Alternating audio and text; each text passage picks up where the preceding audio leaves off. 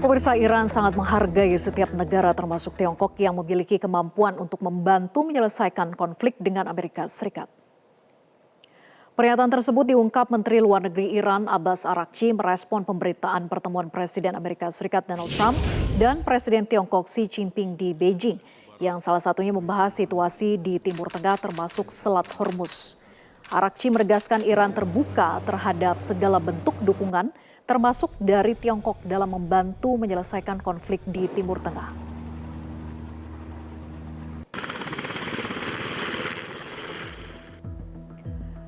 Iran memiliki hubungan yang sangat baik dengan Tiongkok yang menjadi mitra strategis dan akan menyambut niat baik Tiongkok untuk membantu lewat jalur diplomasi.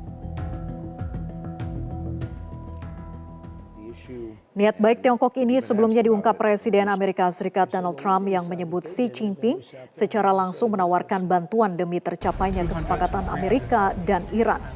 Trump mengatakan Presiden Xi ingin melihat kesepakatan segera tercapai dan siap membantu sekecil apapun untuk mendorong penyelesaian konflik.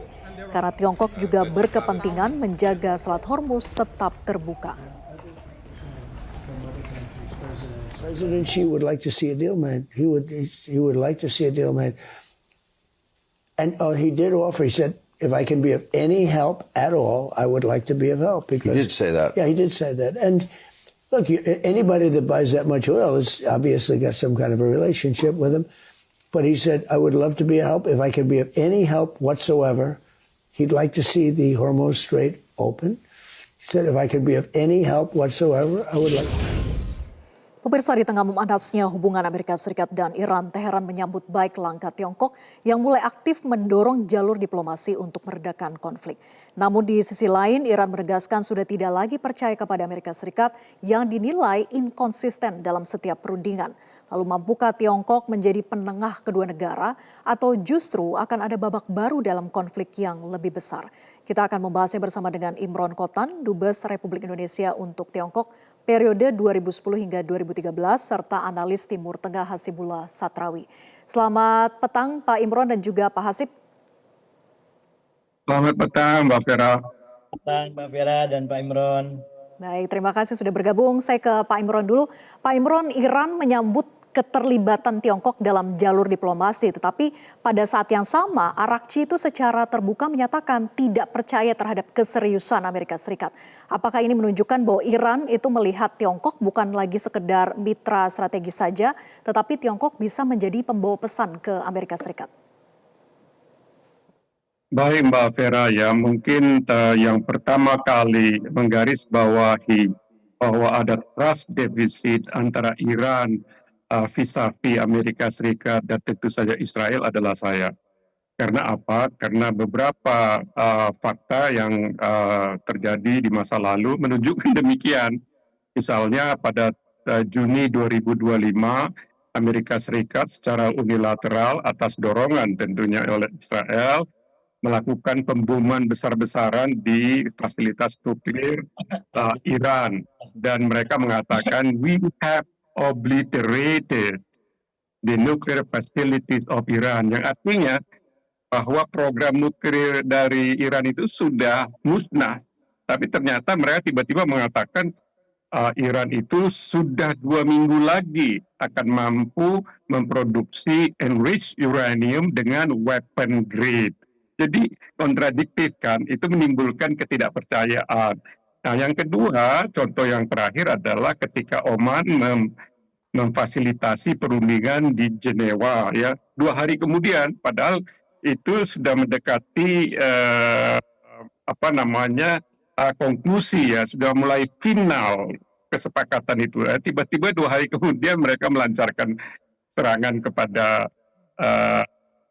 Iran yang disebut sebagai operasi Epic Fury, ya. Jadi tidak ada trust di antara ketiga ini, Iran, Amerika Serikat, dan Israel. Nah, disinilah peran, saya melihatnya, disinilah peran dari China. China ini adalah salah satu negara anggota Dewan Keamanan PBB yang bisa menjadi garantor apabila ada kesepakatan yang melibatkan pihak-pihak terkait ini, maka akan di-seal dengan apa yang dinamakan resolusi Dewan Keamanan PBB yang bersifat legally binding. Dan China bisa melakukan itu. Apabila Amerika dan kemudian Rusia Menlu Araghchi kan sudah ke sana, tentunya sudah mendapatkan endorsement, dan kemudian Amerika Serikat, tentu Prancis dan Inggris akan mengikuti. Apabila 5 pemegang veto ini sepakat, maka kesepakatan yang keluar dari perundingan melalui jalur diplomasi itu akan dituangkan ke dalam suatu resolusi Dewan Keamanan PBB yang memuat 2 hal. Pertama adalah insentif, yang kedua adalah disinsentif yang berupa sanksi-sanksi. Jadi apabila pihak A melakukan pelanggaran, sanksinya A, B, C, D. Apabila pihak B yang melakukan pelanggaran, sanksinya A, B, C, D juga. Oleh karena itu, karena resolusi Dewan Keamanan PBB sifatnya legally binding, maka perdamaian itu akan bersifat permanen dan tidak perlu lagi dimulai dari zero begitu. Nanti kami akan dalami sebetulnya seberapa jauh peran Tiongkok ini, apakah dia hanya sebagai pembawa pesan saja seperti Pakistan, ataukah dia bisa menekan Amerika Serikat.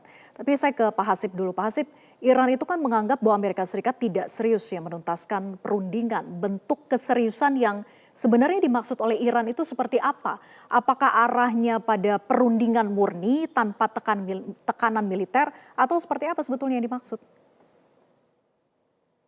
Ya, sebenarnya kalau kita melihat sikap Iran sekarang, terutama kalau kita bandingkan dengan beberapa waktu sebelumnya, minimal kalau dalam catatan waktu saya, yaitu tanggal 21 April, di mana saya menganggap itu perbedaan atau perubahan posisi daripada Iran. Terjadi cross, saya kasih gambaran di antara politik luar negeri, diplomasinya Amerika dengan Iran.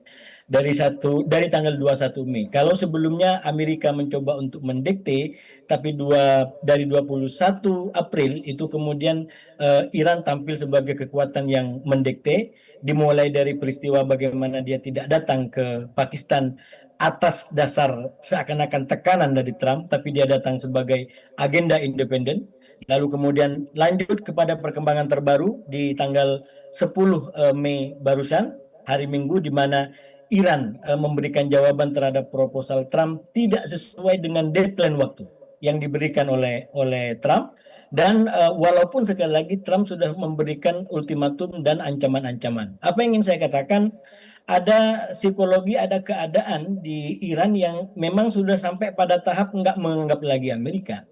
Bukan hanya nggak percaya lagi kepada Amerika, bahkan syarat-syarat yang diajukan itu semakin ingin mendapatkan kemenangan maksimal. Coba kita bandingkan, pada perundingan kedua yang tidak terjadi, Iran hanya minta 2 syarat, yaitu yang pertama adalah perbaikan sikap komunikasi Trump, yang kedua adalah membuka blokade. 2 syarat nggak dipenuhi, Iran nggak datang, nggak terjadi perundingan. Tapi yang tanggal 10 Mei barusan, syaratnya 5 untuk dia menjadi perunding. Jadi selain soal menghentikan perang, mengakui kedaulatan Hormuz, lalu membuka blokade, sanksi, dan lain sebagainya. Artinya apa? Ada situasi yang secara diplomasi sekarang ini memang bukan hanya sekedar deadlock, tapi sudah pada tahap tidak percaya, sudah pada tahap tidak lagi dimungkinkan untuk dilanjutkan. Nah, KTT dengan AS dengan Tiongkok, menurut saya salah satu kabar baik yang muncul dari pertemuan ini adalah membuka harapan itu. Karena Tiongkok memberikan komitmen, tadi telah disampaikan, untuk sekecil apapun bisa membantu. Dan ini menurut saya, Mbak Vera, langkah konkretnya adalah dalam bentuk memperkuat formasi mediator. Saya selalu kasih gambaran, bahkan di awal perang ini saya sampaikan, mestinya mediator itu bukan hanya 1, 4 bahkan 5. Kenapa kita butuh 4 sampai 5? Kita kasih studi banding. Perang Israel dengan Hamas, yang notabene Hamas hanya disebut sebagai milisi, untuk bisa genjatan senjata yang agak lama sampai sekarang, yaitu setelah melalui 4 negara sebagai mediator. Ada Amerika, ada Mesir, ada Qatar, lalu ada Turki. Ini perangnya Israel hanya dengan milisi yang namanya Hamas. Nah, terlebih lagi perang ini melibatkan 3 negara, Amerika sudah pasti superpower, kemudian Iran juga, Israel juga superpower merasanya di Timur Tengah, dan Iran yang sekali lagi menjadi kuda hitam, menjadi kejutan dalam perang 40 hari ini. Nah, oleh karena itu bagi saya menganggap dalam catatan saya ini adalah momentum bagi masyarakat internasional, komunitas internasional untuk bisa mengambil kesempatan ini dengan cara konkret tadi, perkuat formasi fasilitator. Saya mengusulkan mungkin bisa 4 sampai 5, yaitu katakanlah ada Pakistan, lalu kemudian ada Tiongkok, ada Oman yang sudah berhubungan baik sama Iran, ada Turki yang masih punya legitimasi, punya pengaruh, dan yang kelima saya usulkan Indonesia. Banyak orang bertanya, kenapa kok Indonesia? Kalau kita lihat kemampuan Pak Presiden, sebenarnya Pak Presiden sekarang sudah pernah ketemu dengan negara-negara yang sekarang bertengkar. Dan tentu saja kekuatan Indonesia bukan hanya Presiden. Ada mantan-mantan diplomat, ada Pak Imron, ada mantan-mantan pejabat, wakil presiden, atau mungkin ahli-ahli yang selama ini bekerja dengan sangat nyata di lapangan. Bisa membuat yang awalnya perang, konflik menjadi sebuah perdamaian. Saya tidak perlu sebutkan di mana, karena kita sudah tahu semua contoh-contoh kasus itu. Nah, menurut saya dalam kondisi global yang semakin kritis seperti sekarang, keahlian-keahlian seperti ini, kontribusi-kontribusi seperti ini, sudah saatnya didorong secara nyata untuk tadi tidak membuat negara ini makin jauh dari titik kompromi. Kalau ya polanya Iran masih terus ke titik sempurna seperti sekarang, dan Amerika juga ingin ke titik sempurna seperti sekarang, maka tidak akan pernah ada yang namanya kesepakatan. Yang akan ada di ujungnya adalah adu kekuatan. Karena sekali lagi masing-masing merasa ingin mendapatkan sempurna. Itu dalam teori resolusi konflik manapun tidak ketemu. Kalau kemudian konfliknya lagi membara, lalu kemudian tidak ada upaya untuk win-win solution, menarik para pihak yang terlibat dalam konflik untuk masuk kepada titik kompromi. Nah, kehadiran Tiongkok dengan semua kemampuan, dengan semua jaringan, dengan semua keahlian yang dimiliki, ditambah dengan negara-negara tadi, saya optimis bahwa kita paling tidak bisa untuk mendekatkan 3 pihak atau 2 pihak ini, walaupun memang tantangannya menurut saya kalau sudah begitu jangan hanya untuk didamaikan sementara, ini harus betul-betul diselesaikan pada inti penyakitnya, yaitu soal double standar mengenai terutama konflik di Timur Tengah. Jadi para pihak harus berpikir jauh ke depan, bagaimana tata global juga diperbaiki, tidak selamanya yang hanya double standar, tapi ada komitmen bahwa kita ingin kehidupan global yang lebih damai dan mengakui kesetaraan bagi semua bangsa. Ya, akar persoalannya adalah ketidakpercayaan begitu ya, dan bagaimana tadi dikatakan oleh Pak Hasib bahwa perlu banyak peran dari banyak negara yang menjadi mediator untuk bisa menengahi atau bisa memediasi begitu ya. Dan nanti saya juga akan tanyakan ke Pak Imron terkait dengan persoalan utama bagi Iran ini adalah ketidakpercayaan terhadap niat Donald Trump. Jadi apakah sikap Iran ini menunjukkan bahwa Teheran itu hanya mau berunding jikalau diperlakukan setara tanpa ada tekanan militer? Tapi dibahas nanti usai jeda, tetap bersama kami. On Iran, Mr. President, just to be clear, I mean, what's next? Is the threat of the bombing starting again? How realistic is that? I don't want to say that. I mean, I'd like to tell you. I'd like to say on a certain hour, a certain day, the bombing is going to start. I don't want to say that. I can only say that Iran, I can say this with very, very strong conviction, Iran will never have a nuclear weapon. Not going to happen. Kita lanjutkan perbincangan ke Pak Imron. Persoalan utama bagi Iran adalah ketidakpercayaan terhadap niat Donald Trump. Jadi apakah sikap Iran ini menunjukkan bahwa Teheran itu hanya mau berunding jika diperlakukan setara tanpa tekanan militer. Dan bahkan tadi kita simak bersama pernyataan dari Donald Trump bahwa tidak segan-segan akan membuang proposalnya kalau masih ada unsur pengembangan nuklir di dalamnya. Dan akan mengancam membom lagi kepada Iran. Nah, ini seperti apa Pak Imron? Baik ya, kalau menurut hemat saya, wawancara yang dilakukan di atas Air Force One itu adalah lebih bersifat retorik ya, dengan maksud untuk memberikan tekanan kepada Iran agar segera mensetujui terms and condition yang ditetapkan mengenai hak untuk mengembangkan apa yang dinamakan peaceful uses of nuclear energy yang dijamin oleh artikel 4 dan artikel 3 dari NPT. Dan kemudian tentu berkaitan dengan Selat Hormuz ya. Tapi tadi ditekankan bahwa Amerika Serikat dan tentu juga Israel tidak ingin Iran itu mempunyai senjata nuklir. Padahal berdasarkan artikel 3 dan 4 NPT memang Iran tidak boleh mengembangkan senjata nuklir. Nah sekarang mekanisme untuk pengawasannya bagaimana? Apakah dikembalikan kepada jalur multilateral, yaitu International Atomic Energy Agency di Wina, atau dengan garansi dari pemerintah China, dalam hal ini Presiden Xi Jinping? Karena Iran tidak mempercayai Amerika Serikat dan Israel, saya cenderung bahwa dia akan mempercayai apabila kesepakatan itu di-endorse, digaranti oleh International Atomic Energy Agency atau China. Dengan demikian ada tingkat kepercayaannya muncul kembali. Tapi yang perlu diingat adalah ya, kenapa saya katakan pernyataan Trump itu adalah retorik, karena kemungkinannya ada ya, bukan berarti tertutup kemungkinan. Kemungkinannya ada Amerika melakukan pemboman masif lagi, ada. Tapi kecil kemungkinannya karena mereka itu sudah kehabisan waktu kalau dia menggunakan War Powers Act yang memberikan waktu hanya 90 hari ya, 60 plus 30. Nah sekarang sudah memasuki hari ke-13. Kecil kemungkinannya itu window of opportunity ini digunakan untuk melakukan pemboman masif dan kemudian menarik pasukan dari bandara peperangan itu hanya tinggal 13 atau 14 hari. Terlalu kecil window of opportunity-nya. Itu satu. Yang kedua, public opini Amerika Serikat itu 63% tidak menyukai perang ini karena ekonomi mereka berat sekali. Jadi kalau diteruskan, maka public opini di Amerika Serikat itu akan semakin keras menentang dan kemudian nanti mereka akan membalasnya pada saat ketika diselenggarakannya midterm elections pada 3 November 2026 yang akan datang, di mana mereka tidak akan memilih Partai Demokrat dan dengan demikian mereka tidak akan memilih Partai Republik, sehingga Partai Demokrat berkuasa. Maka kalau Partai Demokrat berkuasa, maka impeachment terhadap Presiden Trump akan terjadi. Itu pasti akan terjadi ya.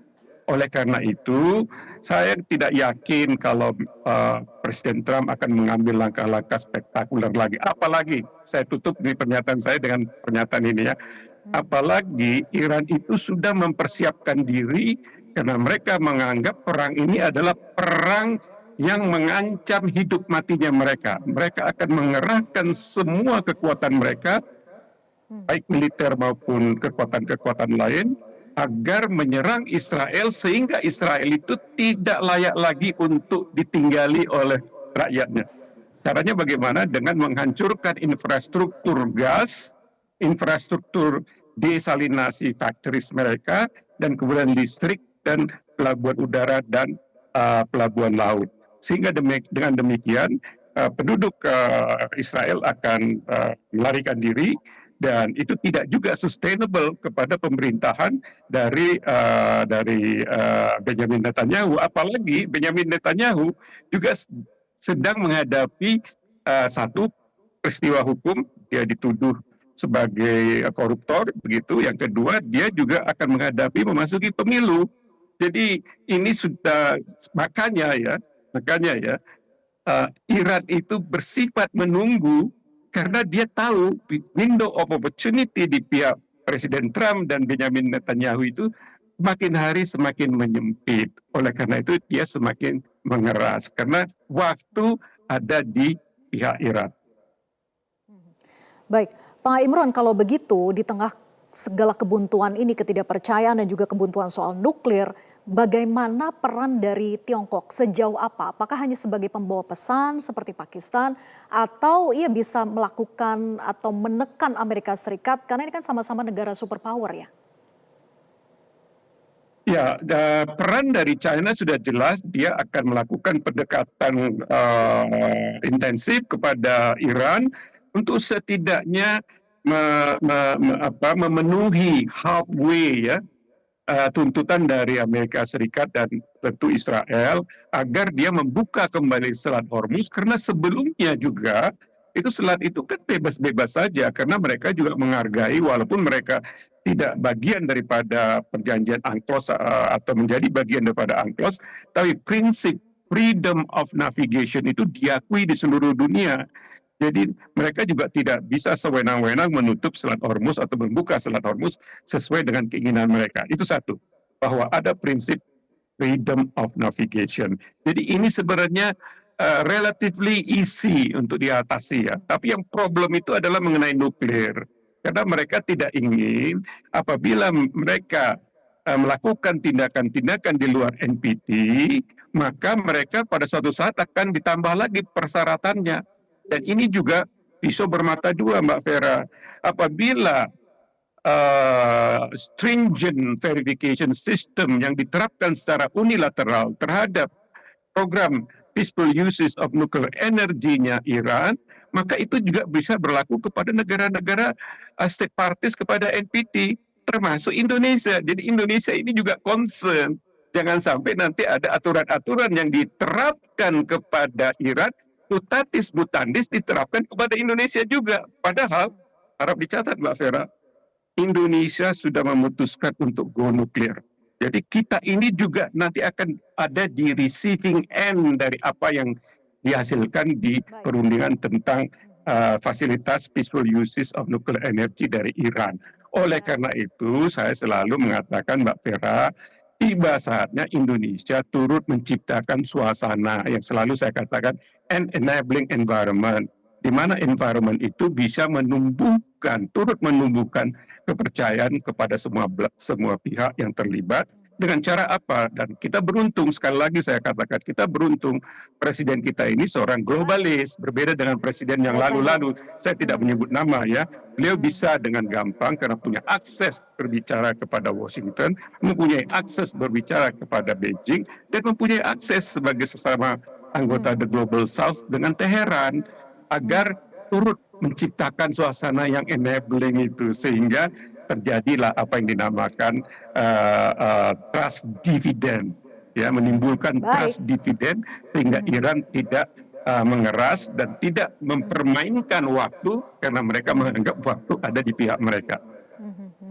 Ya, saya ke Pak Hasib. Pak Hasib, ini kan Trump mengklaim bahwa Xi Jinping itu siap membantu membuka Selat Hormuz dan bahkan disebut menjamin Tiongkok itu tidak akan memasok bantuan militer untuk Iran. Nah, jika benar demikian, apakah Tiongkok itu sedang memainkan peran sebagai mediator yang netral atau justru sedang berusaha untuk mengamankan kepentingan ekonominya sendiri, terutama terkait dengan stabilitas pasokan energi dunia?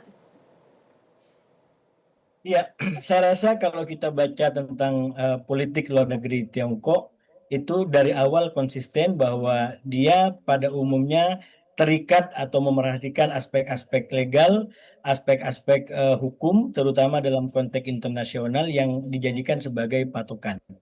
Dan juga persekutuan. Jadi dia sangat menghormati persekutuan. Dan kalau dibandingkan dengan pertemuan kemarin menjadi sangat kontras. Trump di satu sisi tampil di periode kedua dengan hal-hal yang tidak terlalu menghormati, katakanlah aspek soal legalitas, bahkan dia sendiri ingin menjadi hukum, bahkan persekutuannya juga nggak kurang diperhatikan gitu ya. Jadi sangat kontras di situ. Nah, oleh karena itu saya melihat statement-statement yang disampaikan oleh Presiden Xi Jinping ataupun elit-elit Tiongkok lainnya sebenarnya konsisten dengan karakter tadi. Dia ingin memastikan bahwa keamanannya tidak terganggu, dan pada waktu bersamaan dia juga ingin agar para pihak yang berkonflik ini bisa kembali ke meja perundingan, dan bahasanya tadi mestinya perang yang tidak perlu terjadi ini juga nggak perlu dilanjutkan karena nggak ada gunanya. Ini kurang lebih kutipan daripada pernyataan Kementerian Luar Negeri Tiongkok. Jadi itu menurut saya sangat clear bagaimana kerangkanya yang secara jernih sebenarnya lebih tetap pro Iran kerangkanya dalam hal memahami persoalan ini, bahwa mestinya perang ini dihentikan duluan, baru kemudian bicara tentang isu-isu yang lain, karena itu yang faktanya gitu. Nah, oleh karena itu kembali kepada peluang tadi, menurut saya mestinya memang ini harus segera dikonkretkan, karena saya melihatnya dalam dua pertimbangan, Mbak. Yang pertama, Trump ini kan dikelilingi orang-orang yang minimal ada tiga kecenderungan kalau kita selama ini kita baca ya. Ada yang mau perang, ada yang mau diplomasi, ada yang bisnis. Itu yang banyak ulasan-ulasan.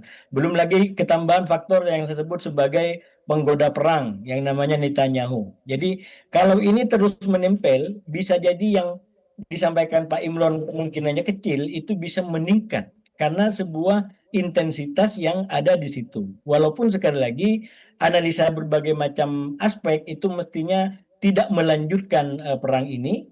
Tapi sekali lagi kalau memang dia konsisten dengan pikiran itu, mestinya dia nggak menyerang tanggal 28 itu. Karena sekali lagi nggak ada, malah soal nuklir ini Pak Imron sebelumnya juga sampaikan di Metro kalau tidak saya nggak ada masalah, dia sendiri sampaikan nuklir Iran sudah hancur dengan perang 12 hari gitu.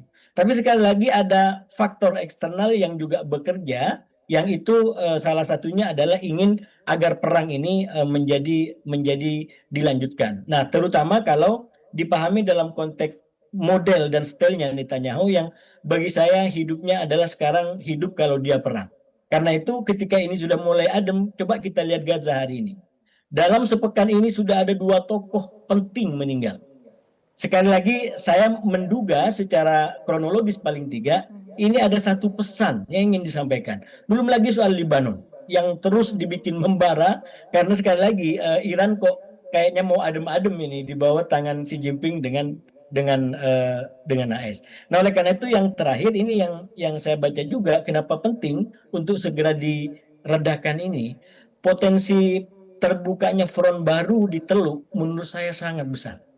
Misalkan kita lihat yang terbaru dari putusan Menteri Luar Negeri BRICS di India yang sampai tidak mencapai kesepakatan terutama di antara Iran dengan Uni Emirat Arab. Uni Emirat Arab tidak ingin atau tidak setuju kalau hanya yang dikecam adalah Amerika dengan Israel. Sikapnya Iran agar BRICS secara keseluruhan mengeluarkan sikap Amerika dan Israel dikecam. Tapi Uni Emirat Arab berada pada posisi mestinya Iran juga dikecam. Karena secara faktual Iran juga telah menyerang negara-negara Arab Teluk. Itu hanya cerminan kecil di atas kertas. Kalau kita bawa ke Timur Tengah, sebenarnya debu-debu yang lebih panas, pasir-pasir lebih panas, itu menjadi mayoritas sekarang di Arab Teluk. Atau paling tidak cukup banyak. Nah, oleh karena itu, kalau komunitas internasional masih saling lihat seperti sekarang, tidak menganggap ini sebagai sebuah kedaruratan yang memaksa, saya khawatir dunia kita akan semakin masuk dalam konflik demi konflik, krisis demi krisis. Dan kita terpanggil dan mestinya kita mempunyai komitmen di situ. Kalau di Indonesia kembali kepada pembukaan Undang-Undang Dasar 45, bagaimana kita turut serta di dalam menjaga ketertiban dunia dan perdamaian abadi ini. Jadi bagi saya ini adalah sebuah panggilan kontekstual, keadaan darurat bahkan yang mestinya kita bergerak lebih nyata dan sekarang peluangnya ada. Setelah KTT ini dengan pernyataan yang begitu terbuka dari Presiden Xi Jinping untuk membantu, menurut saya ini langkah yang sangat penting. Paling tidak untuk menahan Iran agar tidak terus mengeras tadi. Nah, yang lain itu bisa semangat gotong royong kurang lebih bagaimana bisa mendekatkan perspektifnya atau kerangkanya. Karena sebenarnya banyak hal juga yang terkait dengan kerangka menurut saya. Soal gengsi, soal kebudayaan lah secara umum yang kita berharap dengan banyaknya pihak yang terlibat, jadi tidak hanya kayak semacam bahasanya penyampai surat. Kalau hanya mediator menjadi penyampai surat, wah ini berat gitu. Baik. Karena ada konteks yang berbeda, ada keadaan yang berbeda, kebudayaan yang juga berbeda. Jadi lebih banyak negara yang berperan sebagai mediator, lebih baik begitu ya, bukan hanya sebagai penyampai pesan. Kita harapkan bisa semakin dekat dengan perdamaian atau titik kesepakatan. Terima kasih Pak Hasib dan juga Pak Imron atas analisa dan diskusinya. Selamat malam.